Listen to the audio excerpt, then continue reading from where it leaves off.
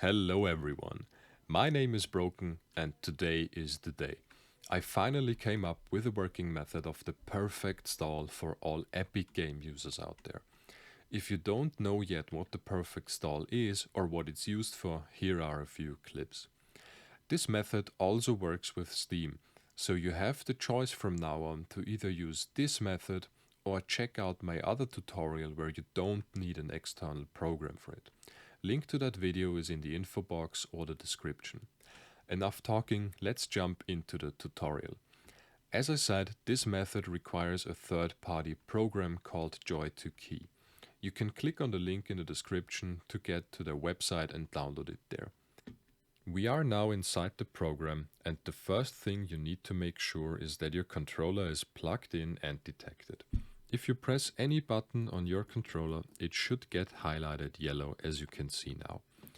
You now have to decide for a button that you're going to use for the perfect stall. If you have chosen one, you click it once or hold it and you can see it gets highlighted. You click on it once, edit button assignment, and go over to keyboard multi. Now you have to choose two inputs, two keybinds you're going to use. I would recommend using keybinds that you're normally not going to use for anything else. In my case, this is numpad 1 and numpad 2. They have to be different inputs because you have to imagine this as layer 1 and this as layer 2. On layer 1 we are going to put the normal one button stall, and on layer 2 there will be the correction movement.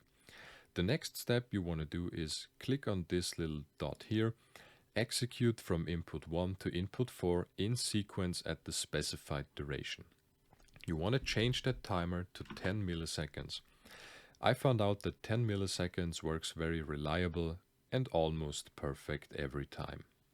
The next steps will be done inside the game and changing your keybinds there, so we will see each other in game. Inside the game, you want to click on Settings, Controls, and View Change Bindings. Inside here, I have highlighted the things we are going to change with numpad 8. So it will be jump, air steer right and air steer left, and also arrow right and arrow left. On numpad 1, aka layer 1, we're going to put the normal one button stall.